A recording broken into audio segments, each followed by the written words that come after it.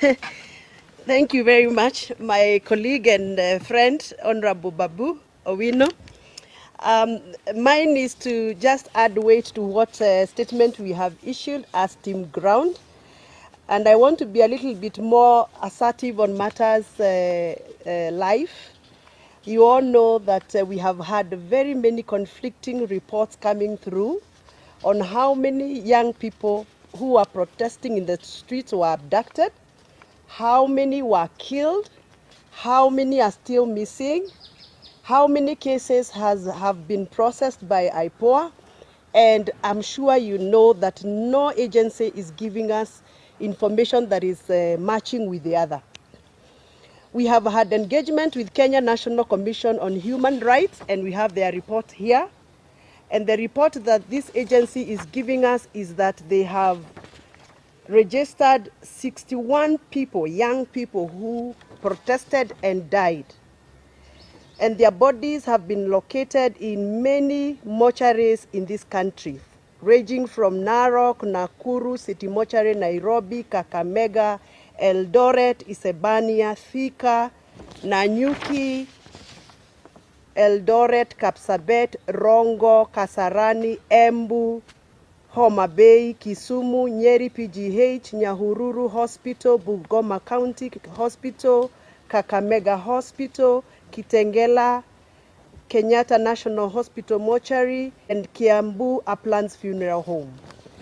Now, according to Kenya National Commission on Human Rights, these people died out of excesses of the Kenyan Police Service.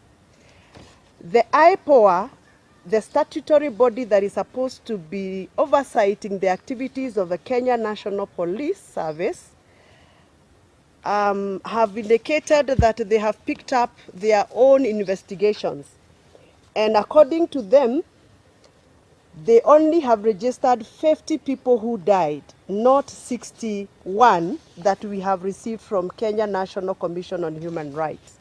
And out of the 50 cases IPOA has registered, they have also registered 19 people who are abducted or reported abducted and missing. But out of all those cases, IPOA has only been able to process 4 files and submitted those files to the DPP. Out of the 4 files, 3 were returned to them because they were not done properly and there was no evidence. They have only been able to successfully submit 1 file. Now, this is my concern and our concern as parents, and I'm sure this is a concern even for many parents who are following us. It cannot be that a country that is governed by the rule of law, over 61 people dead, and only 1 case can be accounted for. Yet we have seen 2 foreigners missing somewhere in the boundaries between Kenya and Ethiopia. And we have seen the IG and the DCI personally go to that area to locate 2 foreigners who are apparently missing. But we cannot locate the 19 cases IPOA has registered as abducted cases. Does it mean that foreigners are more important than Kenyans? Are we still being governed by the rule of law? Are we still following the fundamentals of human rights protection as enshrined by the Kenyan Constitution? So for me as a mother, representing many mothers and many fathers of this country, we want to echo our complaint, our dissatisfaction with the processes that the government of Kenya has put in place to provide accountability for the protesters who were abducted and those that were killed. The president is on record saying that his government is going to come up with a program for compensation, to compensate the families that lost their loved ones, to compensate the families of those that have patients in the wards and some patients at home. And we have not seen any effort by the government to even come out and tell us, now that this has happened and 2 months are gone, this is what we are going to do as a government. So we want to call upon the new Minister of Health, who has just been sworn in.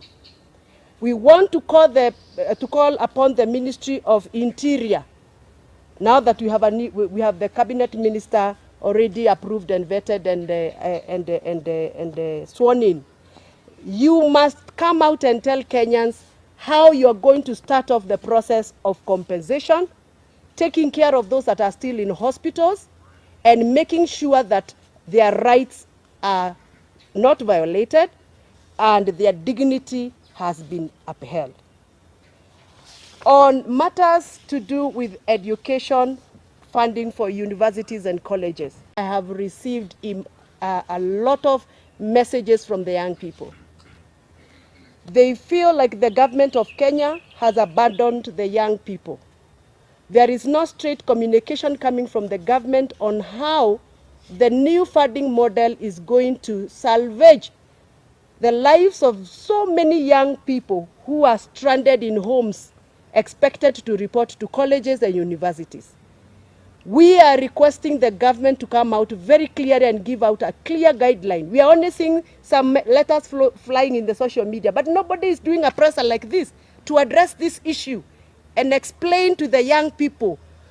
You cannot treat young people like they are second-class citizens of this country. This is the future of this country, and you are no longer going to assume the young people of Kenya the way we have done. So we are requesting and demanding, let us demand because I think it's our right, that the minister in charge of education must come out very, very boldly and tell us the way forward on matters to do university, funding, and colleges. And assure those students that are still at home that there is hope for them to resume school and there is hope for them to progress with their careers. I don't know what is this issue that President of Kenya has with women of Kenya. I really don't know what the president has with the women of Kenya. I don't know why and what justification he would ever give to the women of Kenya. First of all, for touching on Leader Mama and collapsing it, and then touching on the Women Enterprise Fund. Right now, as we speak, the Women Enterprise Fund is at zero kitty. All the money that was put there in the last year's budget, it was all removed. So the women of Kenya have nothing else other than to dance in the yellow clothing during campaigns. But after campaigns, everything that the women of Kenya had in this government has been scrapped off. And that is why, personally as a woman, I'm a very, very vibrant advocate of women issues. I feel like Kenya Kwanza government has zero chills for Kenyan women. Yes. Na tuna reject. I think we are okay. Tunashukuru sana for your time.